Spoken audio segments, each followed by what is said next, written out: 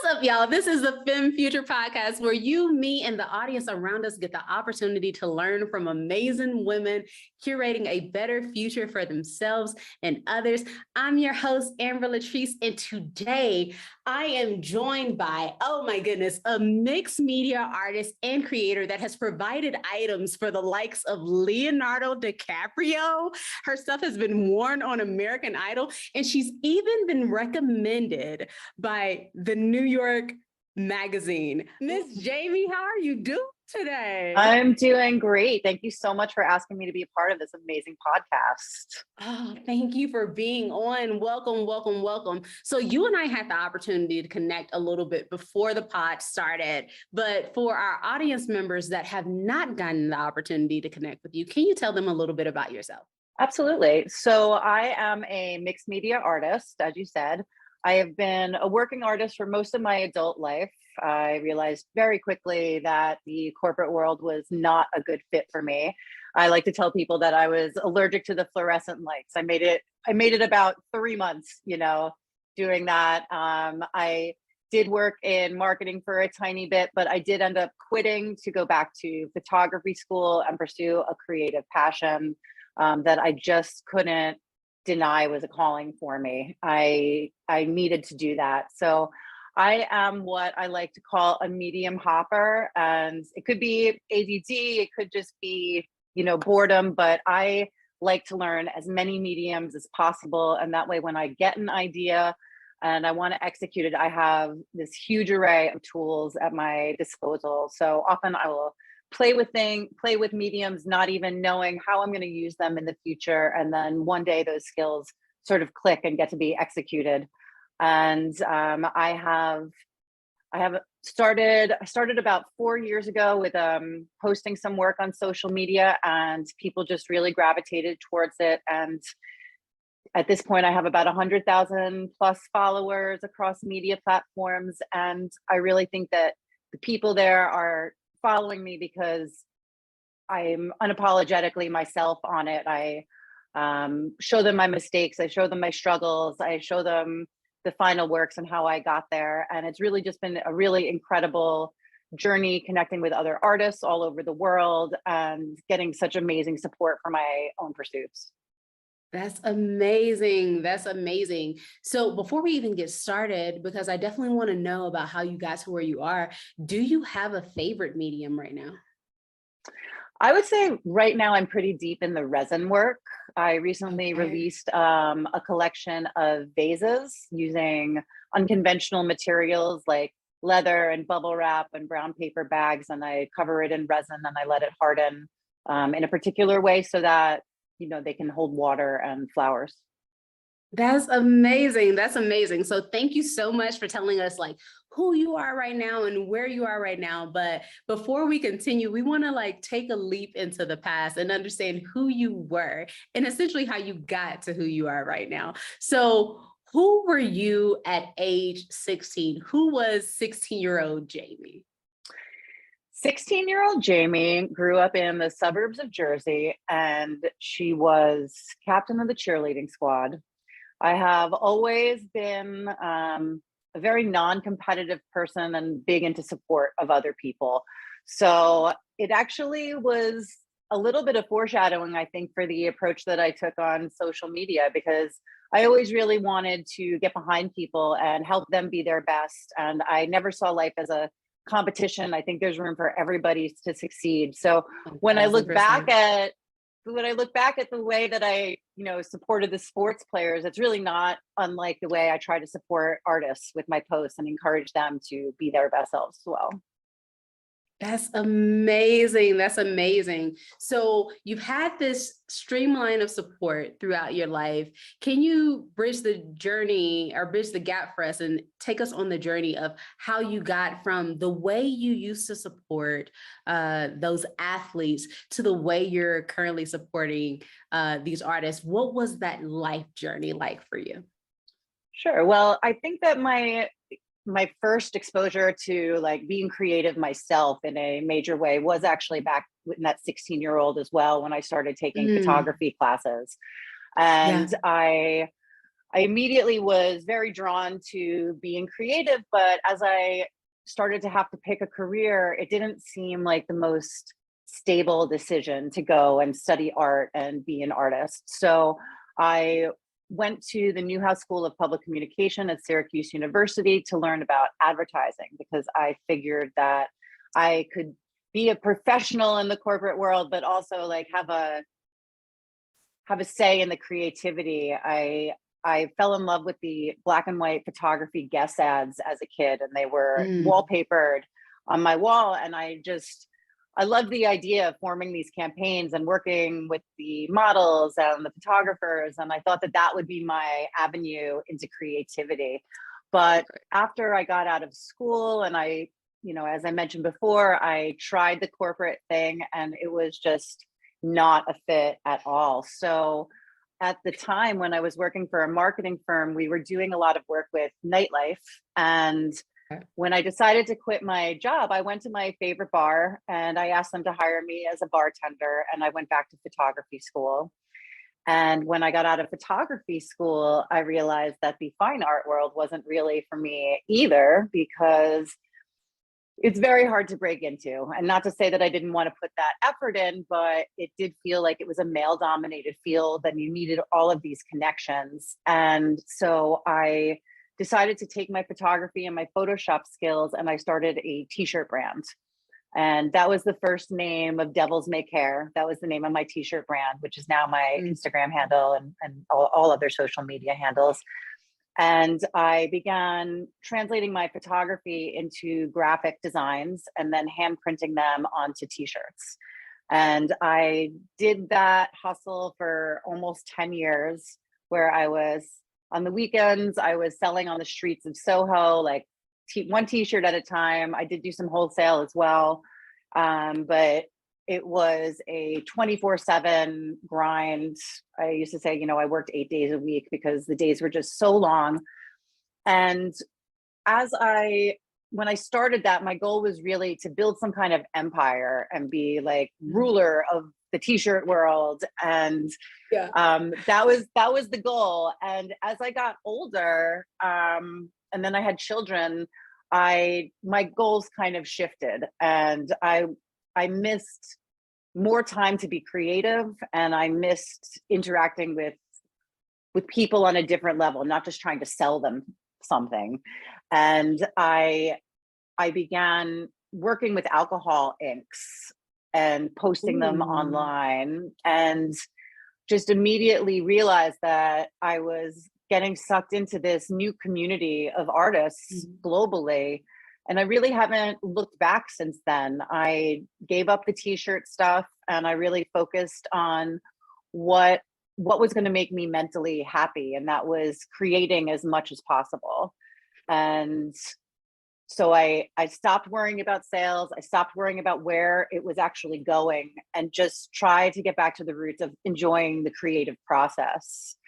And I think that was really key into getting to where I am today, because I wasn't doing it for the followers. I wasn't doing it for sales. I wasn't trying to make money at the time. I was really raising my kids were really little, and financially it wasn't that the goal. I didn't have to like provide with it.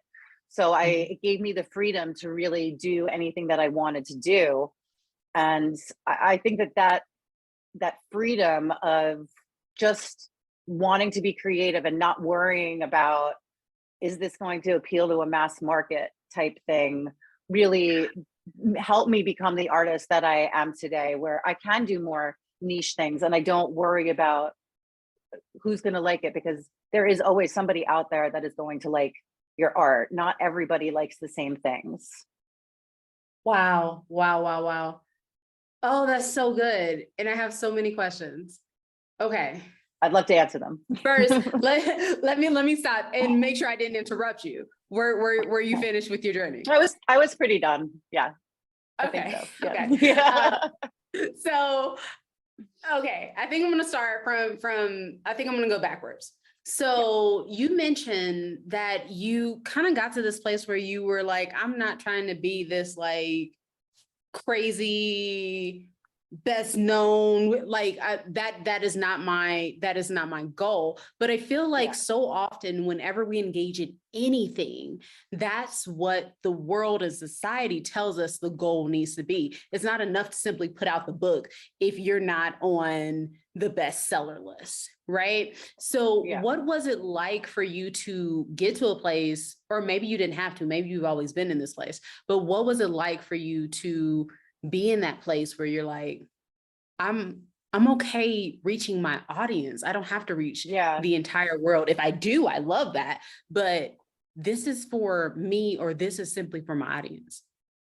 Yeah, I think that there was a really big trend a while ago that everybody wanted to be like this girl boss, and everyone had to start their own company and run their own company. And I think that's amazing for the right people, but there are so few people that actually make that goal. And to me, life work balance became more important than that. I became financially stable. It became more of a matter of ego. You know, did I want to be on top because my ego or society was like, you need to be a girl boss, like this, that it almost felt like a pressure to be that, like you said. And my priorities did shift once I had children and was starting my family, and I wanted to be able to spend time with them, and becoming the best of the best of the best. It just started to take a back seat to what I really wanted, which was to live my life outside of work. And I think that it's something that people have to get to on their own. And certainly there are those who are unbelievably ambitious and competitive and want that for themselves, and they should absolutely do it. But I think there's like no shame in wanting to have a life outside of work, even if it means that you stay at a slightly lower level, because there is almost only so much room at the top.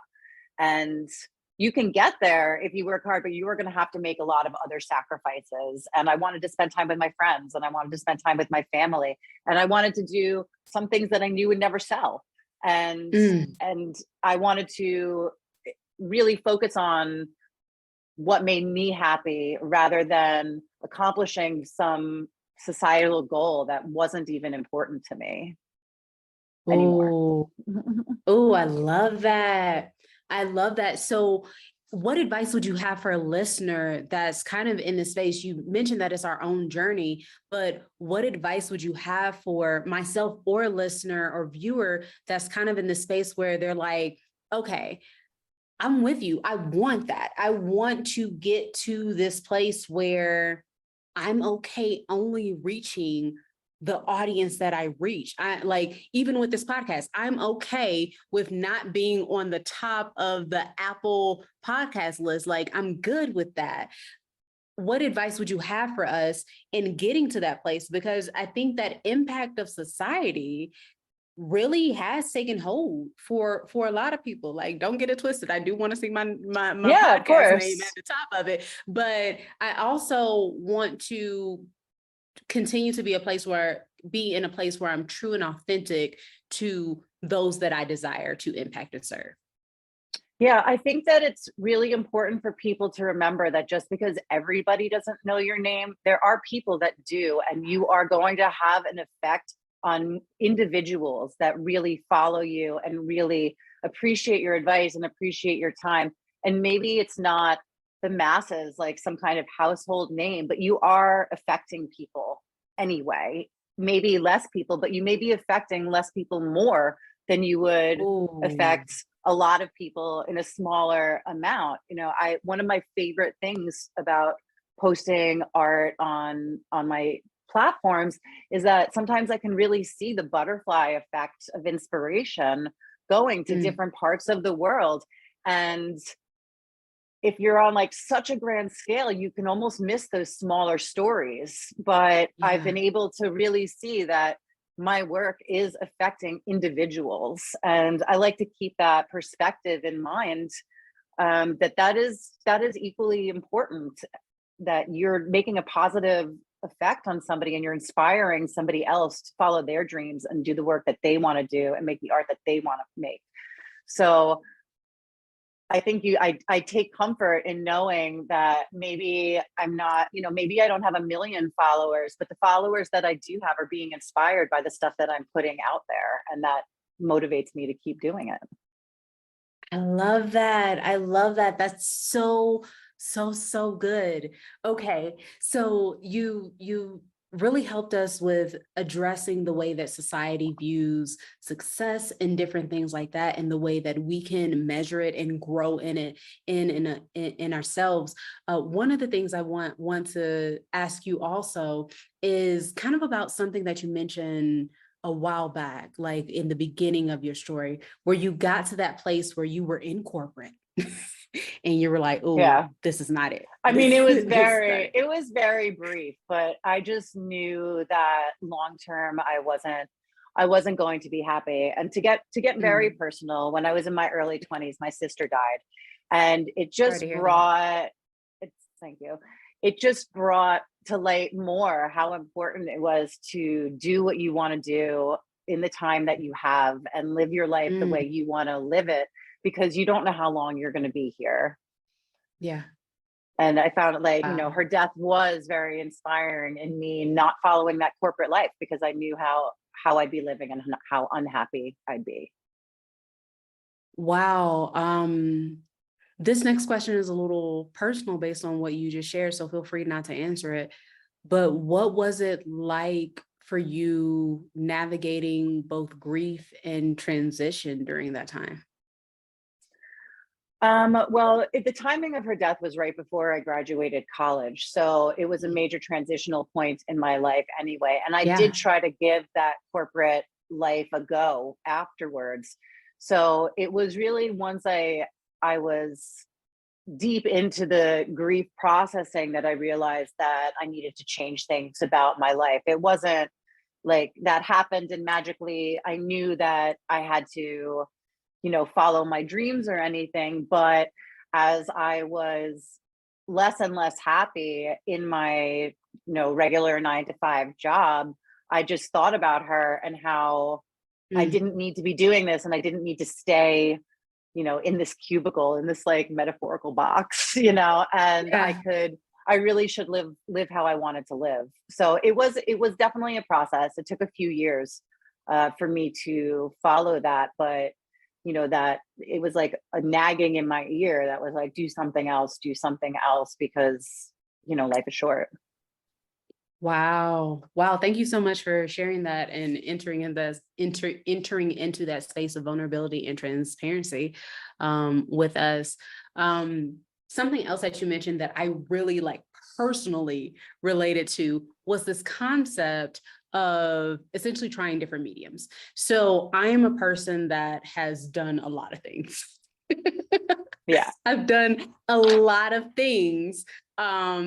And what always happens for me, or what I always hear, is this whole concept of jack of all trades, master of none. That's the thing that's always thrown at me, right? But do you know the full phrase?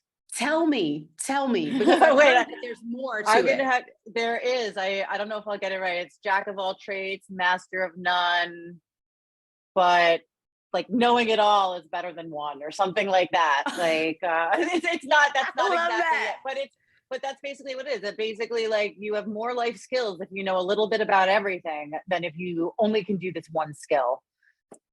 Oh, I love that. Okay, so after this pod, I'm definitely going to get the exact quote. Yeah, the exact quote, because that's amazing. Because the way it's always been spoken to me or applied at me is this concept that I need to figure out what my thing is. And I loved something that you said about experiencing these different things with the belief that they'll come together at some point. What advice would you have for somebody like myself, or an audience member, or listener or viewer that is kind of in that space where they've done a lot of different things and maybe they enjoyed it for the season, but it still hasn't come together yet? What advice would you have for us that kind of operate in that way? I mean, I think you shouldn't feel guilty, like playing as much as possible. And, I often tell people when they're in an artistic rut and they don't feel inspired or creative, that that's the perfect time to start playing with a new medium, because having a new toy, having a new art can be inspiring, and it'll help you click with things that you already know. It'll give you ideas about your old mediums as well. And so I think a lot of people, especially ones that post on social media, we're constantly told, like, find your niche, find your niche, find your niche. Well, art can be your niche. You don't have to stick to one specific art. And I like to tell people that I've somewhat trained my followers to expect that of me, that Mm, you don't follow me for one medium. And if you do, and you get something out of, my alcohol ink work or my resin work, and then you're bored, you can come and go, like, that is just fine. But most of the people that follow me appreciate the fact that I actually play and experiment with all different mediums. And you shouldn't be afraid of losing your audience to try something new. They are going to appreciate your growth. If you think about musicians and the albums they put out, it would be terrible if every album sounded exactly the same. We expect artists yeah. to grow, musically. So why should our type of art be any different? We grow and we change as people, and we don't make things so that we can make the same thing over and over. We're not factories. Wow. Wow, we are not factories. Oh, and evolution in the artwork and the people um that you impact. And even this concept of, like, at least what's coming to mind is, like, don't limit your followers to one thing. And or your creativity, because if you're yourself and you're Yeah. enjoying what you're making, like, they will relate to you, because they don't want to make the same thing for the rest of their lives either. So you are helping your followers find new ideas and new creative outlets as well. Oh, I love that. I love that. So speaking of social media, in this age where people do feel like they have to present a certain self or a certain niche, or like show up a certain way, what was it like for you choosing to show up as your authentic self throughout the process? I mean, for me, there was really no other avenue. I don't know how to pretend to be somebody else. It's it I I'd rather say nothing than say something that isn't me. And Mm, I I'm just one of those people. It's like, to a fault, I say what's on my mind. And I really think that if you just present the best version of yourself all of the time, like, people aren't going to connect to you, because nobody is mm, perfect.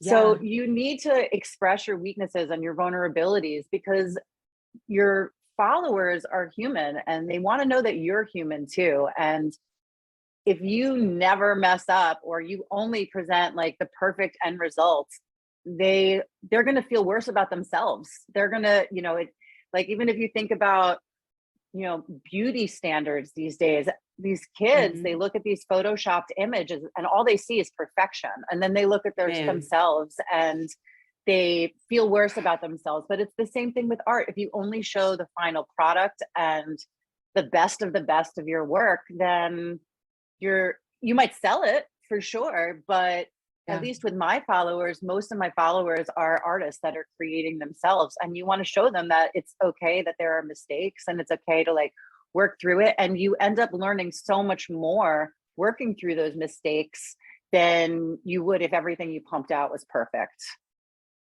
Yes, 1000%, 1000%.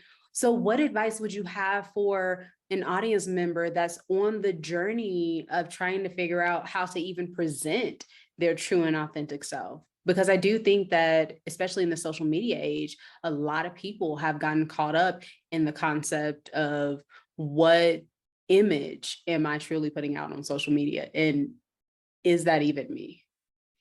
I think one of the best ways to have your voice online is pretend that you're writing a text to your bestie. Like Mm. how would you be talking to your friends, like a good friend that you can show your true self to? And obviously some things are edited and you're not going to put your entire life online. Everyone has the version of themselves, but you want to show the side that you would show your best friend if you were just shooting them a message or explaining your art to them. Like they accept you for who you are, they're your bestie. And if you have that same tone and that voice, it is going to come across as more genuine because you are being genuine. If you're genuine with your friends, treat your followers like they're your friends. They are. Just because you haven't met them, they feel like they know you. Treat them like they do know you. I love that. I love that. So in this, like staying on theme with social media, what advice would you have for a new artist that is just kind of discovering their love for art, their love for creativity, that kind of wants to put themselves in their creative artworks out there? I would say definitely just jump right in and start posting things that aren't perfect. And most importantly is like find your art community. It does, to build a following, it does take work. You have to spend time online, interact with other people's accounts that are making similar things to you. Try to read the social media blogs to learn about things like hashtags and how to best post. I'd be lying if I said posting your art was enough to build a following. You have to put a lot of work in on the back end, especially in the beginning. But making other friends online, and you can do that as easily as just like leaving like real comments on people's work. Don't write beautiful, with an emoji. Like try to start a discussion, say something that will Mhm. actually catch other people's attention. Then perhaps someone reading that comment will then go to your profile and see your work. And or I have met a lot of friends in the comment sections of other people's Wow. posts. And same thing, you have to put a bit of work in on how to post in terms of the times that you post and the hashtags that you use and things like that. But there are a lot of resources out there for you to use, but mostly just do it. Just post. Like it doesn't matter if it's perfect. It doesn't matter if there are typos. I never go back and correct those because who cares? Just the sooner you start, the deeper you'll get into it. And if you don't do it, nobody will. So you just get it done, and don't be scared. Don't be nervous. And you will find that the people that may or may not be supportive, you will get a ton of online support. Sometimes people Mm. in your real life don't necessarily understand what you're doing or why you're doing it, and that does not matter. The people that you bond with online will know exactly why you're doing it, and there will be people that hunt out your type of work, and they will give you unconditional support as long as they connect to who you are as a person, and they like looking at your art. Absolutely, absolutely. So one more question about the journey that you mentioned to getting where you are. You talked about the space of transition. You transitioned into photography. From there, you transitioned into like this t-shirt space, and then you transitioned again. What advice would you have for those of us that are in the process of transitioning or feel like we should transition? Again, I think you should try to have fun with whatever kind of creativity that you're having and take the pressure off. I was really lucky to discover alcohol inks. I had taken a few years off from being creative when I had my kids, Mm, and I didn't realize how much I missed it or how much I needed it. I just knew that I didn't really feel like myself. yeah. And I had a very good friend of mine come over one night for like some wine and whining, as we always call it. I love that. And she brought these things called alcohol inks, and I had never heard of them before. And so we just started playing with them, and pretty much immediately I was like, I need my own. I need to be playing with these. And I decided that night that I was going to start posting it online under the handle Devils Make Care, which existed because of my t-shirt company, but I had never used because the t-shirt company was a while ago and I wasn't like a pioneer on the social on the social media front, so I had the account, but it really hadn't been used. And I made a joke to her that was just like, I wonder if I start posting stuff, if like anyone would ever send me some like free art supplies. So that was my initial goal, was very small. It was to have someone send me some free stuff. And that was, it seemed like a really lofty goal at the time. But it wasn't actually that long before it started happening, because as you probably know, there are micro influencers and companies really like those. And especially in the beginning, the followers tend to be very loyal. Those first 1,000 followers are the hardest to get. But the people that do follow you, they see something in your art and they are not following you because everybody is following you. So, oh gosh, I forget what the question is. I'm just talking. No, you're good. It's about like the transition. No, what you're saying about like So people, your community.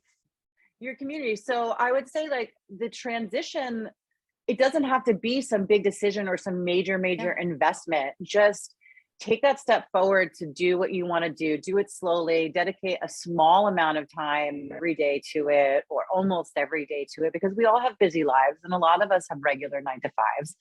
And in the beginning, I was only dedicating 20 or 30 minutes a day to creating a piece and then just throwing it up online and not overthinking it.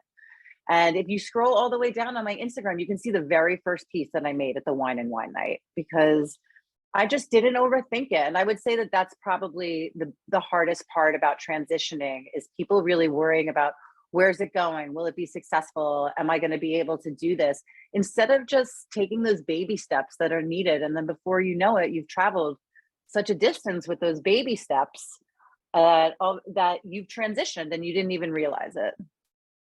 Wow. Wow. So good. So you started us off by letting us know exactly where you are in this moment. Then you took us into your past and took us then back on a journey to where you are in the present. So with keeping on the time traveling theme, I have my favorite question of the interview. If you could have a conversation with your 100-year-old self, what do you hope she'll tell you about the life you lived? Well, I really hope that she'd be proud of me, that I lived unapologetically, like as myself, and I followed what felt good in life, and I didn't worry about what other people thought of me, and that I really lived genuinely as Jamie and made things that hopefully people treasure for most of their lives or all of their lives, and that I inspired people. I mean, I think that would be my like biggest reward, is if I could look back on my life and realize how my life inspired other people to be creative and follow their own dreams, or not even make it a dream, even as a hobby, just knowing that because of my existence, other people's lives were affected in a positive, creative way. Oh, I love that. I love that. And yes, me too. Absolutely. Yeah. Oh man. Thank you so much for being on, by the way. As we come to a close, do you have any final advice for me or any other audience member that's working to intentionally curate a better future for ourselves and for others? I think we all know what we want deep down inside, and are often just scared to live the life that we want to live. And I think that it is so important to just be you and find out what it is that makes you happy, and not worry about other people's judgments, whether it's your family, your friends. The people that are meant to be around you will support you. And I would say just don't overthink things so much. Just do what feels good and the rest will sort of fall into place. Oh, I love that. I love that. Well, Jamie, you have poured so much into us, whether it's the conversation about transitioning and what it means to do that well, or like skirting what society has said we need to do and figuring out how to define success for ourselves, or even operating in these spaces of social media. You have like hit on everything and shared so much wisdom with us. And thank you so much for that. For any audience member that wants to continue this conversation, or maybe wants to get a piece for themselves, can you please tell them how they can find you? Absolutely. On all social media platforms, my name is Devils May Care. And yeah, I answer all my DMs. I don't care how big I get. I really try to get through them. So if anybody has any questions about anything, they are absolutely welcome to reach out. Or email me at devilsmaycare@gmail.com. Awesome. Well, thank you again so much for giving Thank us you your so much for having time, me. your wisdom, of course. And to our audience, thank you so much for tuning in. Until next time, let's continue to engage, encourage, and support each other as we work together to curate a femme future.